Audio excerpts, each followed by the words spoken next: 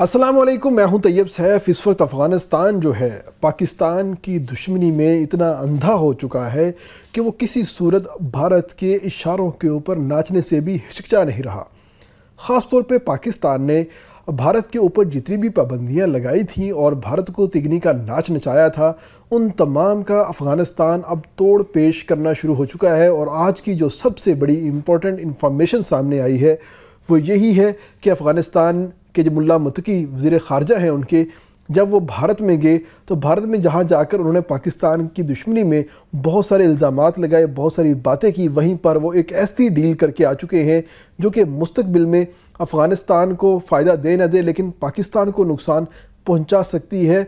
और ये मोदी जो है इस वक्त अफ़गानियों को अपने साथ मिलाने की तमाम तर कोशिश कर रहा है और अफ़गानी जो है इस वक्त तमाम कुछ भूल कर इस वक्त भारत की गोद के अंदर बाकायदा तौर पे जाके बैठ नहीं गए, लेट चुके हैं। आखिर ये लेटे कैसे हैं और कौन कौन सी गलतियां इनसे आज सरजद हो रही हैं जिसका खमियाजा ये सारी ज़िंदगी भुगतते रहेंगे मगर अदा नहीं कर सकेंगे। इन तमाम तर चीज़ों के हवाले से आज हम बात करेंगे, मगर उससे पहले आप इस वीडियो के हवाले से कमेंट कीजिएगा, इस चैनल को सब्सक्राइब कीजिएगा और इस वीडियो को साथ ही साथ लाइक भी कीजिएगा ताकि हमें पता चल सके कि आपको हमारा ये जो कंटेंट है ये कैसा लगा है।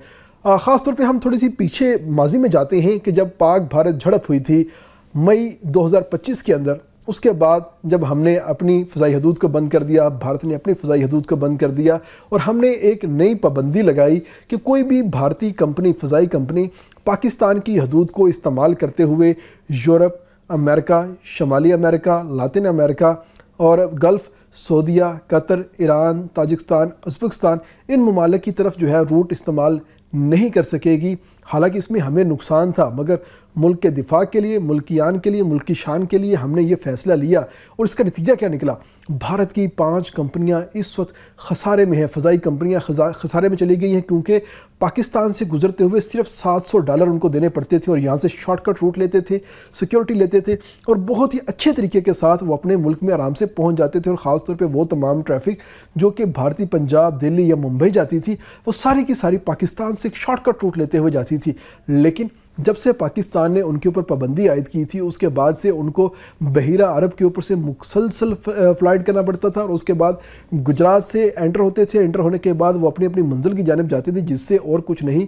तो जब भारतीय फ़ज़ाई बेड़ा होता था या जहाज़ होता था उसको अमेरिका जाने के लिए, यूरोप जाने के लिए तकरीबन 3 से 4 घंटे का इजाफी उसके ऊपर जो लोड है वो पड़ जाता था। उनका जो कैबिन क्रू होता था, जो उनके पायलट्स होते थे वो थकान का शिकार होते थे, उनका जो रूट है वो मुतासिर होता था और साथ ही साथ उनको जो फ्यूल कंजप्शन है वो बहुत ज़्यादा पड़ना शुरू हो गई थी, जिसकी वजह से उनकी चीखें निकलना शुरू हो गई थी। और जो भारत की एविएशन इंडस्ट्री है उसने बाकायदा तौर पर अपनी हुकूमत के आगे हाथ जोड़ना शुरू कर दिए थे कि खुदारा हमारी जान छुड़वाएं, पाकिस्तान के साथ सुलह करें और पाकिस्तान से कहें कि हमारे लिए अपनी फ़ज़ाई हदूद खोल दे वरना हमारा दिवालिया निकल जाएगा। अब ये बात होने ही वाली थी और ये तमाम तरह मामला होने ही वाला था कि भारतीय हुकूमत पाकिस्तान के मिन्नत करती, तरले करती, लेकिन उस दौरान अफ़गानिस्तान जो है वो बीच में आया और उसने आके वो ऑफ़र कर दी जिससे पाकिस्तान को जो एक नफसियाती बर्तरी हासिल थी अब तक भारत के ऊपर वो उसने ख़त्म कराने की कोशिश की है और कहा है कि वो तमाम तर ट्रैफ़िक जो आपकी आज से पहले पाकिस्तान से गुजरती थी और पाकिस्तान ने उसके ऊपर पाबंदी लगाई थी, आप आज के बाद हमारे पास से गुजारें और हम आपको सिक्योरिटी भी फ्राहम करेंगे, एयर ट्रैफिक भी फ्राहम करेंगे और एविएशन का रूट जो है वो भी फ्राहम करेंगे और आपके जहाज़ यहाँ से आसानी से जाएंगे। अभी ये तमाम तर बातें जो हैं इनिशियल लेवल पे हैं और आहिस्ता आहिस्ता ये मैच्योर होंगी और उसके बाद एक दिन आपको ये ख़बर सुनने को मिलेगी कि वो तमाम तर एयर ट्रैफिक जो पाकिस्तान से गुजरती थी या अब घूम के बहीरा अरब के ऊपर से गुजरती हुई आ रही थी वो अफ़गानिस्तान से गुजरना शुरू हो चुकी है और अफ़गानिस्तान को उसके पैसे मिलना शुरू हो चुके हैं। लेकिन ये मामला इतना सादा नहीं है क्योंकि एक एयर ट्रैफिक को चलाने के लिए आपको पूरा सिस्टम लगाना पड़ता है, आपको अदायगियों का एक ऐसा सिस्टम मुतारिफ़ करवाना होता है कि जिसमें विन विन पोजीशन आती है और बदकिस्मती से अफ़गानिस्तान के पास वो सिस्टम बिल्कुल भी नहीं है। एक हिसाब से हम कह सकते हैं कि अफ़गानिस्तान ने भारत को अपनी बंदरगाह जो है वो फ्राहम करने का ऐलान कर दिया है। अब आप सोचेंगे कि अफ़गानिस्तान के पास पोर्ट कैसे आ गई, क्योंकि उनके पास तो समंदर ही नहीं है। तो यही सिस्टम बिल्कुल फ़ज़ाई हदूद के अंदर भी आता है कि उनके पास फ़ज़ाई हदूद तो मौजूद है लेकिन एयर ट्रैफिक कंट्रोल का सिस्टम उनके पास नहीं है। क्योंकि अब आपको मैं इस तमाम जो सिचुएशन है उसके बारे में बताता हूँ कि आखिर एयर ट्रैफिक कंट्रोल काम कैसे करता है। कोई भी जहाज़ जब फ़िज़ा में जाता है वो 35,000 फुट की बुलंदी के ऊपर परवाज़ करते हुए किसी भी हदूद से गुजरता है, और ये एक स्टैंडर्ड फ़्लाइट हाइट है जो कि एविएशन है, आयाटा है, और ख़ास तौर पे जो जितने भी एयर ट्रैफिक की कंट्रोल के जो इदारे हैं उनकी जानिब से ये मुकर्रर किया गया ये एक SOP है कि 35,000 फुट की बुलंदी के ऊपर ये तमाम तर जहाज़ जो हैं उड़ेंगे। अगर दरमियान में कुछ ऊंच नीच हो गई है तो एयर ट्रैफिक उनको फौरी तौर पर आगाह करेगा, और वो तैयारे अपनी सिमत भी बदल सकते हैं, अपनी हाइट भी बदल सकते हैं, और ये ऊपर जा सकते हैं। यानी ये तमाम तर एक बड़ा बेहतरीन किस्म का कम्युनिकेशन सिस्टम होता है, मैकेनिज़्म होता है, और अफ़गानिस्तान के पास ये मैकेनिज़्म ही नहीं है। और उनके पास एयर ट्रैफिक के जो रूट्स हैं वो बिल्कुल नहीं है। एयर ट्रैफिक को कंट्रोल करने वाले ऑपरेटर जो हैं वो बिल्कुल भी नहीं है। अगर अफ़गानिस्तान आज इसके ऊपर काम करता है तो हम उम्मीद कर सकते हैं कि आइंदा 5 साल में अफ़गानिस्तान ये चीज़ जो है वो तैयार कर लेगा। लेकिन हो सकता है उससे पहले पाकिस्तान और भारत के ताल्लुकात बेहतर हो जाएं, या भारत जो है वो अमेरिका के साथ अपने ताल्लुकात बेहतर कर ले और अमेरिका से अपील करे कि पाकिस्तान से कहें हमारे लिए फ़ज़ाई हदूद को ओपन कर दे। तो मामला कुछ के कुछ हो सकते हैं, लेकिन इस वक्त अफ़गानियों ने अपनी नमक हरामी दिखाई है और पाकिस्तान की पीठ में छुरा घोंपा है, और मोदी की गोद के अंदर जाके बैठे हैं और लेटे हैं, और जाके कहा है कि आप जो पाकिस्तान से ट्रैफिक गुजारते थे हमारे पास से गुजारें। और इसके साथ मैं आपको और बताऊं कि एक जहाज़ गुजरता है फ़िज़ा से तो उस मुल्क को $700 की पेमेंट करके जाता है। यानी कि भारत की वो तमाम कंपनियां जो कि पाकिस्तान की फ़ज़ाई हदूद इस्तेमाल करती थी, एक दिन में 25 से 35 तैयारे पाकिस्तान की फ़ज़ाई हदूद इस्तेमाल करते थे, और हर तैयारा $700 अदा करके उसके बाद ही अपने मुल्क जो है वो लैंड कर पाता था।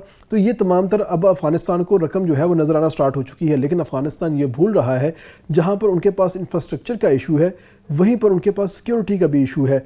अब जो इनके जितने भी मुजाहिदीन हैं या इनके जो दहशतगर्द हैं उनके बारे में मशहूर है जी कि पहाड़ की चोटी के ऊपर खड़े होकर रॉकेट लॉन्चर से किसी भी जहाज़ को ये निशाना बना सकते हैं।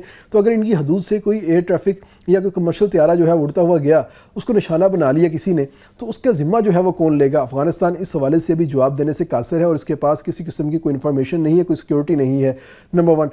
नंबर 2, इनके पास एयर ट्रैफिक के रूट्स नहीं है। नंबर 3, इनके पास एयर ट्रैफिक का जो कंट्रोल करने का अमला है वो नहीं है।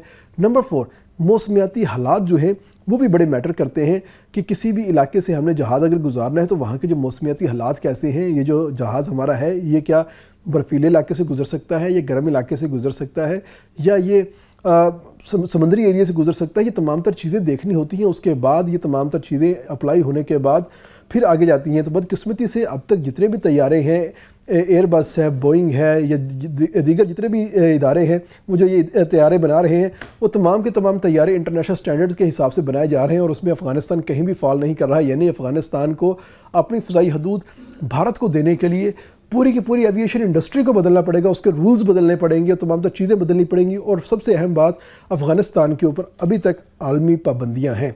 अगर भारत कहता है कि हमने अपना जहाज़ अफ़गानिस्तान से गुजारना है, या तो वो मुफ्त गुजारेगा, अफ़गानिस्तान को कोई पैसे नहीं दे रहा, या इसके बदले में वो एम्बुलेंसें दे देगा जिनको पाकिस्तान ने आते ही इस्तेमाल में डाल दिया है, या तो वो काम करेगा।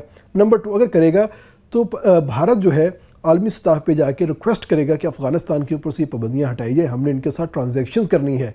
लेकिन भारत की अब सुनेगा कौन? ट्रम्प तो पहले ही उनके खिलाफ हुआ पड़ा है। वो जब भी बात होती है 7-0 करके वो मोदी की ऐसी बतीसी बनाता है कि मोदी बेचारा सोच में पड़ जाता है कि मैंने किस जिन के साथ पंगा लिया है जो रोज़ाना मेरी बेइज्जती करता है, और पाकिस्तान को जो है वो कहता है कि यार ये बड़ा अच्छा मुल्क है। मिस्टर प्राइम मिनिस्टर शहबाज शरीफ की तारीफ़ें करता है और कहता है कि I have many friend but Asim Munir is my best friend. तो ये अपनी तकरीर में वो बातें करता है, और बातें करने के साथ साथ वो भारत की बेइज्जती भी फिट करके करता है। और इस वक्त सूरत हाल ये है कि भारत ने एक बड़ी चाल चली है अपनी तरफ से, अफ़गानियों को, नमक हरामियों को अपने साथ मिलाने की बात की है, और इन्होंने फटाफट हाँ में भर दी है। हालांकि इनको पता ही नहीं है कि आखिर में एयर ट्रैफिक को कंट्रोल करने के लिए क्या क्या चीज़ें चाहिए होती हैं। इनको फ़िलहाल एक फ़्लाइट के पीछे $700 तो नज़र आ रहे हैं, मगर वो $700 हासिल करने कैसे हैं इसके बारे में उनको बिल्कुल नहीं पता। तो ये अफ़गानी जो हैं बेशक जितने मर्ज़ी तेज़ बन जाएं, जितने मर्ज़ी चालाक बन जाएं, पाकिस्तान के ख़िलाफ़ जिस मर्ज़ी हद तक चले जाएं, मगर रहेंगे ये पाकिस्तान के नीचे ही। वो कहते हैं ना, औलाद जितनी मर्ज़ी बड़ी हो जाए बाप से आगे नहीं जा सकती। तो पाकिस्तान कुछ भी हो जाए अफ़गानियों का बाप है, और इस वक्त सूरत हाल ये है कि बाप को किसी सूरत पीछे नहीं हटाया जा सकता। और बाप ने साबित किया है कि आप जितने मर्ज़ी रूट दे दो, आपकी रूट के अंदर से कोई जहाज़ जो है किसी सूरत नहीं जा सकता। अगर जहाज़ जाएगा तो पाकिस्तान की हदूद से जाएगा, वरना बेटा लंबे लंबे चक्कर लगाते रहो और जाते रहो। इसके साथ ही इजाज़त दें। अल्लाह हाफिज़।